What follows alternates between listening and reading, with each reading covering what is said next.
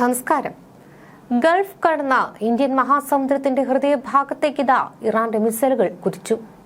ചരിത്രത്തിൽ ആദ്യമായി 4000 കിലോമീറ്റർ അകലെയുള്ള അമേരിക്കൻ സൈനിക താവളം ലക്ഷ്യമിട്ട ഇറാനിയൻ ബാലിസ്റ്റിക് മിസൈലുകൾ വർഷിച്ചു. വൻ ശക്തികൾ തമ്മിലുള്ള പോരാട്ടം നിയന്ത്രണാതീതമാവുകയാണ്. ഇറാൻ റവല്യൂഷണറി ഗാർഡ് വക്താവ് ബ്രിഗേഡിയർ ജനറൽ അലി മുഹമ്മദ് നൈനിയുടെ വധത്തിന് കനത്ത തിരിച്ചടിയാണ് ഇറാൻ നൽകിയിരിക്കുന്നത്. ഇന്ത്യൻ മഹാസമുദ്രത്തിലെ US-UK സംയുക്ത താവളമായ ഡീഗോ ഗാർഷയ്ക്ക് നേരെ 2 മധ്യദൂര ബാലിസ്റ്റിക് മിസൈലുകളാണ് ഇറാൻ തൊടുത്തത്. ഇറാൻ അതിർത്തിയിൽ നിന്ന് 4000 കിലോമീറ്റർ അകലെയുള്ള ഈ താവളത്തിൽ ലക്ഷ്യം വയ്ക്കുന്നത് ഇത് ആദ്യമായിട്ടാണ്. അമേരിക്കയുടെ B-52 ബോംബറുകളുടെ പ്രധാന താവളം. എന്നാൽ ഒരു മിസൈൽ ആകാശത്ത് വെച്ച് പരാജയപ്പെട്ടുവെന്നും മറ്റൊന്ന് അമേരിക്കൻ യുദ്ധക്കപ്പലിൽ നിന്നുള്ള SM-3 മിസൈൽ ഉപയോഗിച്ച് തടഞ്ഞുവെന്നുമാണ് പുറത്തുവരുന്ന റിപ്പോർട്ടുകൾ. പ്രതികാരം അവിടെയും തീരുന്നില്ല. ഇറാന്റെ സാമ്പത്തിക നട്ടെല്ലായ സൗത്ത് പാർസ് ഗ്യാസ് ഫീൽഡിന് നേരെ നടന്ന ആക്രമണത്തിന് മറുപടിയായി ഖത്തറിലുള്ള ലോകത്തിലെ ഏറ്റവും വലിയ LNG പ്ലാന്റ് ഇറാൻ ആക്രമിച്ചു. ഇതോടെ ആഗോള ഇന്ധന വിപണി കനത്ത പ്രതിസന്ധിയിലായിരിക്കുകയാണ്. മറുഭാഗത്ത് അമേരിക്ക മിസൈലും നീക്കങ്ങൾ ശക്തമാക്കി. ഇറാന്റെ പ്രധാന എണ്ണ കയറ്റുമതി കേന്ദ്രമായ ഖാർക്ക് ദ്വീപ് പിടിച്ചെടുക്കുവാൻ അമേരിക്ക പദ്ധതിയിടുന്നതായാണ് സൂചന. ലോകത്തിന്റെ ഊർജ്ജ ഇടനാഴിയായ ഹോർമുസ് കടലിടുക്ക് തുറക്കാൻ ഇറാനെ നിർബന്ധിതരാക്കുകയാണ് ഇതിലൂടെ ലക്ഷ്യം വെക്കുന്നത്. ഇന്ത്യൻ മഹാസമുദ്രത്തിലെ തന്ത്രപ്രധാനമായ ഡീഗോ ഗാർഷ്യ ദ്വീപിലേക്കാണ് 2 ബാലിസ്റ്റിക് മിസൈലുകൾ ഇറാൻ വിക്ഷേപിച്ചത്. എന്നാൽ മിസൈലുകൾ ലക്ഷ്യത്തിലെത്തിയില്ല എന്നാണ് US ഉദ്യോഗസ്ഥരെ ഉദ്ധരിച്ചുള്ള റിപ്പോർട്ടുകൾ നൽകുന്ന സൂചന. ഇറാഖ്, അഫ്ഗാനിസ്ഥാൻ എന്നിവിടങ്ങളിലെ US സൈനിക വിന്യാസങ്ങളിൽ ഡീഗോ ഗാർഷ്യ ഒരു നിർണായക പങ്ക് വഹിച്ചിട്ടുണ്ട്. ദീർഘദൂര ബോംബറുകൾക്കുള്ള ഒരു വിക്ഷേപണ കേന്ദ്രമായും അന്തർവാഹിനികൾ, നിരീക്ഷണ ദൌത്യങ്ങൾ എന്നിവ ഉൾപ്പെടെയുള്ള നാവിക വിന്യാസങ്ങളെ പിന്തുണച്ചും പ്രവർത്തിക്കുന്നു. ഡീഗോ ഗാർഷ്യയുടെ വിദൂര സ്ഥാനം സൈനിക സാമഗ്രികൾ, ഇന്ധനം, ഉപകരണങ്ങൾ എന്നിവ മുൻകൂട്ടി വിന്യസിക്കുവാൻ അനുവദിക്കുന്നു. പ്രാദേശിക പ്രതിസന്ധികളിൽ വേഗത്തിലുള്ള പ്രതികരണത്തിന് ഇത് സഹായിക്കുന്നുണ്ട്. ഇറാൻ, ചൈന തുടങ്ങിയ എതിരാളികളുടെ പ്രവർത്തനങ്ങൾ നിരീക്ഷിക്കുന്നതിനും നേരിടുന്നതിനും ഇത് നിർണായകമായി കണക്കാക്കപ്പെടുന്നു. കൂടാതെ വിദേശത്തുള്ള ഏറ്റവും സുരക്ഷിതമായ US സൈനിക സ്ഥാപനങ്ങളിലൊന്നായി കണക്കാക്കപ്പെടുന്നു. ഇറാനിൽ നിന്ന് ഏകദേശം 4000 കിലോമീറ്റർ അകലെയുള്ള താവളം ലക്ഷ്യമിടാനുള്ള ഇറാന്റെ ശ്രമം അവരുടെ മിസൈലുകൾ മുൻപത്തേതിനേക്കാൾ കൂടുതൽ ദൂരം സഞ്ചരിക്കുമെന്നതാണ് സൂചിപ്പിക്കുന്നത്. തങ്ങളുടെ മിസൈൽ പരിധി 2000 കിലോമീറ്ററായി പരിമിതപ്പെടുത്തിയിട്ടുണ്ടെന്ന് ഇറാന്റെ വിദേശകാര്യമന്ത്രി അബ്ബാസ് അറാഖ്ചി കഴിഞ്ഞ മാസം പറഞ്ഞിരുന്നു. ഇറാനെതിരായ സൈനിക നടപടികൾ ലഘൂകരിക്കുന്നതിനെ കുറിച്ച് US പ്രസിഡന്റ് ഡൊണാൾഡ് ട്രംപ് സൂചന നൽകിയതിന് പിന്നാലെയാണിത്. യുദ്ധത്തിൽ തങ്ങളുടെ ലക്ഷ്യങ്ങൾ കൈവരിക്കുന്നതിന് സമീപത്തെത്തിയിരിക്കുകയാണെന്ന് ട്രൂത്ത് സോഷ്യലിൽ ഒരു പോസ്റ്റിൽ ട്രംപ് പറയുന്നു. പശ്ചിമേഷ്യയിലേക്ക് ആയിരക്കണക്കിന് അധിക മറീനുകളെയും നാവികരെയും US വിന്യസിക്കുന്നതായി US ഉദ്യോഗസ്ഥർ സൂചന നൽകിയിട്ടുണ്ട്. ഭാവിയിൽ സാധ്യമായ നടപടികൾക്കുള്ള പ്രവർത്തനശേഷി വർദ്ധിപ്പിക്കുകയാണ് ഈ വിന്യാസങ്ങൾ ലക്ഷ്യമിടുന്നത്. എങ്കിലും ഇറാനിലേക്ക് സൈന്യത്തെ അയക്കുവാൻ ഇതുവരെ തീരുമാനമെടുത്തിട്ടില്ല. മേഖലയിലുള്ള 50,000 US സൈനികരെ കൂടാതെ ഈ മേഖലയിലേക്ക് 2 മറൈൻ എക്സ്പെഡിഷണറി യൂണിറ്റുകളെ എത്തിക്കുമെന്നാണ് പ്രതീക്ഷിക്കുന്നത്. ഹോർമുസ് കടലിടുക്ക് സുരക്ഷിതമാക്കുവാനുള്ള ശ്രമങ്ങളും US സേന വർദ്ധിപ്പിക്കുന്നുണ്ട്. ഈ പാത തുറന്നു നിലനിർത്തുന്നതിന്റെ ഭാഗമായി ഇറാനിയൻ ഡ്രോണുകൾക്കും നാവിക കപ്പലുകൾക്കും നേരെ യുദ്ധവിമാനങ്ങളും ആക്രമണ ഹെലികോപ്റ്ററുകളും ആക്രമണങ്ങൾ വർദ്ധിപ്പിച്ചിട്ടുണ്ട്. അതേസമയം ഹോർമുസ് കടലിടുക്ക് വീണ്ടും തുറക്കുവാൻ ഇറാനെ സമ്മർദ്ദത്തിലാക്കുവാനായി ഖാർക്ക് ദ്വീപ് കൈവശപ്പെടുത്തുവാനുള്ള പദ്ധതികളെക്കുറിച്ച് US ആലോചിക്കുന്നതായും റിപ്പോർട്ടുകളുണ്ട്. ഇറാൻ അമേരിക്ക പോരാട്ടം കേവലം ഒരു പ്രാദേശിക യുദ്ധമല്ല, മറിച്ച് ലോകത്തിന്റെ സാമ്പത്തിക സൈനിക സമവാക്യങ്ങളെ തന്നെ മാറ്റിമറിക്കുന്ന ഒരു മഹാവിപത്തായി മാറുകയാണ്. ഇന്ത്യൻ മഹാസമുദ്രത്തിലെ ഡീഗോ ഗാർഷ്യയ്ക്ക് നേരെയുള്ള ഈ ആക്രമണം വരാനിരിക്കുന്ന വലിയ ദുരന്തങ്ങളുടെ സൂചനയായി മാറാം. അമേരിക്കയുടെ അടുത്ത നീക്കം ഖാർക്ക് ദ്വീപ് പിടിച്ചെടുക്കലാകുമോ? അതോ ലോകത്തിന്റെ ഊർജ്ജ വിപണിയെ ഇറാൻ പൂർണ്ണമായും നിശ്ചലമാക്കുമോ? ഈ ചോദ്യങ്ങളൊക്കെ തന്നെയാണ് ഇപ്പോൾ ബാക്കിയാകുന്നത്.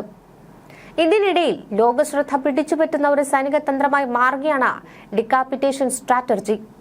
ശത്രു രാജ്യത്തിന്റെ നേതൃനിരയെ നേരിട്ട് ലക്ഷ്യമിട്ട് ആക്രമണം നടത്തുക എന്നതാണ് ഈ തന്ത്രത്തിന്റെ മധ്യകേന്ദ്രം. സൈനിക ശക്തിയെ നേരിടുന്നതിന് പകരം നിർണായക തീരുമാനങ്ങൾ എടുക്കുന്ന നേതാക്കളെ ഇല്ലാതാക്കുന്നതിലൂടെ മുഴുവൻ സംവിധാനത്തെയും തകർക്കാമെന്നതാണ് ഇതിന്റെ അടിസ്ഥാന ധാരണ. ഇസ്രായേൽ ഉൾപ്പെടെയുള്ള ചില രാജ്യങ്ങൾ ഈ രീതിയെ പല സാഹചര്യങ്ങളിലും പ്രയോഗിച്ചിട്ടുള്ളതായും റിപ്പോർട്ടുകൾ വ്യക്തമാക്കുന്നു. ഈ തന്ത്രത്തിന്റെ പിന്നിലെ ചിന്ത വളരെ വ്യക്തമാണ്. ഒരു രാജ്യത്തിന്റെ ശക്തി അതിന്റെ ആയുധ ശേഖരത്തിലോ സൈന്യത്തിലോ മാത്രം ഒതുങ്ങുന്നില്ല. മറിച്ച് അതിന്റെ നേതൃത്വം തന്നെയാണ് അതിന്റെ ദിശ നിർണ്ണയിക്കുന്നത്. സൈനിക മേധാവികൾ, രഹസ്യാന്വേഷണ വിഭാഗങ്ങൾ, രാഷ്ട്രീയ തീരുമാനങ്ങൾ കൈക്കൊള്ളുന്ന പ്രധാന വ്യക്തികൾ എന്നിവരാണ് ഒരു രാജ്യത്തിന്റെ പ്രവർത്തനങ്ങൾ നിയന്ത്രിക്കുന്നത്. അതിനാൽ അവരെ ലക്ഷ്യമിട്ട് ആക്രമണം നടത്തുമ്പോൾ ശത്രുവിന്റെ പ്രവർത്തനങ്ങൾ താളം തെറ്റുകയും നിർണായക തീരുമാനങ്ങൾ വൈകുകയും ചെയ്യുമെന്നാണ് കണക്കാക്കപ്പെടുന്നത്. എന്നാൽ ചരിത്രം ഈ തന്ത്രത്തെ എല്ലായ്പ്പോഴും വിജയകരമായി മാറ്റിയിട്ടില്ല. പലപ്പോഴും നേതാക്കളെ ഇല്ലാതാക്കിയിട്ടും അതിന്റെ ആശയങ്ങളും പ്രസ്ഥാനങ്ങളും തുടരുകയും ചിലപ്പോൾ കൂടുതൽ ശക്തിയായി തിരിച്ചു വരികയും ചെയ്തിട്ടുണ്ട്. നേതാക്കൾ മാറിയാലും അവരെ പിന്തുണയ്ക്കുന്ന സംവിധാനങ്ങളും ആശയങ്ങളും നിലനിൽക്കുന്നിടത്തോളം ഒരു പ്രസ്ഥാനം അവസാനിക്കില്ല എന്നതാണ് ഇതിലൂടെ വ്യക്തമാകുന്നത്.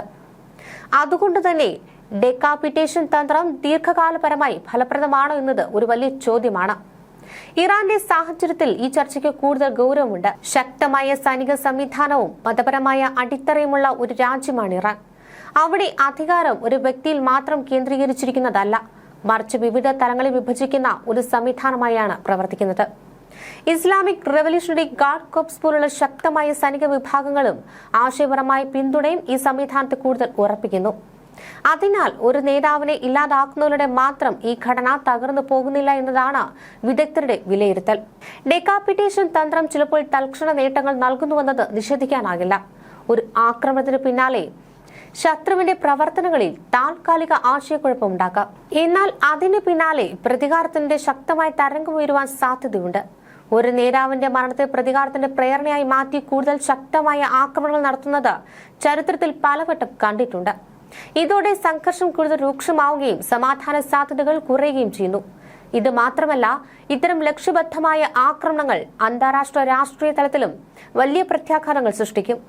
ഒരു രാജ്യത്തിന്റെ ആഭ്യന്തര കാര്യങ്ങളിൽ നേരിട്ട് ഇടപെടുന്നതായി ഇത് കണക്കാക്കപ്പെടും.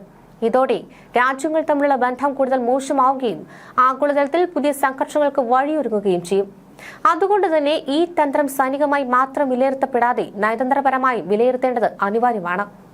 ഒരു യുദ്ധം ജയിക്കുവാൻ നേതാക്കളെ ഇല്ലാതാക്കുന്നത് മാത്രം മതിയാകില്ല എന്നതാണ് ഈ ചർച്ചയുടെ പ്രധാന പാഠം. ഒരു രാജ്യത്തിന്റെ യഥാർത്ഥ ശക്തി അതിന്റെ ആശയങ്ങളിലും ജനപിന്തുണയിലും സാമൂഹിക ഘടനയിലുമാണ് അടങ്ങിയിരിക്കുന്നത്. തലവനെ വെട്ടിയാൽ ശരീരം വീഴുമെന്ന സിദ്ധാന്തം എല്ലാ സാഹചര്യങ്ങളിലും ശരിയാകണമെന്നില്ല. അതിനാൽ ദീർഘകാല സമാധാനത്തിനും സ്ഥിരതയ്ക്കുമായി സൈനിക തന്ത്രങ്ങൾക്കൊപ്പം നയതന്ത്രവും സംവാദവും അത്യാവശ്യമാണ്. ഇറാഖ് തലസ്ഥാനമായ ബാഗ്ദാദിലെ അതീവ സുരക്ഷാ മേഖലയുള്ള US നയതന്ത്ര കേന്ദ്രത്തിൽ വൻ തീപിടുത്തമുണ്ടായി എന്ന വാർത്തകളും പുറത്തുവരുന്നുണ്ട്. ഡ്രോണുകൾ ഉപയോഗിച്ച് നടത്തിയ ആക്രമണമാണ് നയതന്ത്ര സമുച്ചയത്തിനുള്ളിൽ തീപിടിക്കുവാൻ കാരണമെന്നാണ് BBC റിപ്പോർട്ട് ചെയ്യുന്നത്. US സൈനിക ഉദ്യോഗസ്ഥർ താമസിക്കുന്ന ഭാഗത്താണ് ഇത്തരത്തിൽ സ്ഫോടനവും തീപിടുത്തവും ഉണ്ടായതെന്നാണ് വിവരം. നയതന്ത്ര കേന്ദ്രത്തിന്റെ പ്രതിരോധ സംവിധാനങ്ങളെ മറികടന്നാണ് ആക്രമണം നടന്നതെന്നും റിപ്പോർട്ടുകളിൽ സൂചിപ്പിക്കുന്നു. പശ്ചിമേഷ്യ യുദ്ധത്തിന്റെ ഭാഗമായി വിവിധ ഗൾഫ് രാജ്യങ്ങളിലെ US നയതന്ത്ര കേന്ദ്രങ്ങൾ ലക്ഷ്യമിട്ട നിരവധി ആക്രമണങ്ങൾ ഇതിനോടകം നടന്നിരുന്നു. ഇറാൻ നടത്തിയ മിസൈൽ ഡ്രോൺ ആക്രമണങ്ങളെ തുടർന്ന് കുവൈറ്റിലെയും സൗദി അറേബ്യയിലെയും US എംബസികൾ പ്രവർത്തനം നിർത്തിവച്ചിരിക്കുകയാണ്. ദുബായിലെ US കോൺസുലേറ്റിന് നേരെയും സമാനമായ രീതിയിൽ തന്നെ ആക്രമണമുണ്ടായിരുന്നു. മേഖലയിൽ US-ഉം ഇറാനും തമ്മിലുള്ള നേരിട്ടുള്ള സൈനിക നീക്കങ്ങൾ ശക്തമായതോടെ US ഉദ്യോഗസ്ഥരുടെ സുരക്ഷയെക്കുറിച്ച് വലിയ ആശങ്കയാണ് ഉയർന്നത്. ഇറാഖിൽ ഏറ്റവും ഒടുവിൽ നടന്ന ആക്രമണത്തിന് പിന്നിൽ ആരാണെന്ന് വ്യക്തമായിട്ടില്ല. ഇറാൻ അനുകൂല സായുധ സംഘങ്ങളാകാം ആക്രമണം നടത്തിയതെന്നാണ് സംശയം. ഒരു മാസത്തിനിടെ പശ്ചിമേഷ്യയിൽ തുടർന്ന സംഘർഷങ്ങളിൽ അടക്കം ഇതുവരെ 13 US സൈനിക ഉദ്യോഗസ്ഥർ കൊല്ലപ്പെട്ടതായാണ് വിവരം. സ്ഥിതിഗതികൾ വഷളാക്കുന്ന സാഹചര്യത്തിൽ ഗൾഫ് രാജ്യങ്ങളുള്ള തങ്ങളുടെ പൗരന്മാരോട് ജാഗ്രത പാലിക്കാൻ US സ്റ്റേറ്റ് ഡിപ്പാർട്ട്മെന്റ് ആവശ്യപ്പെട്ടിട്ടുണ്ട്.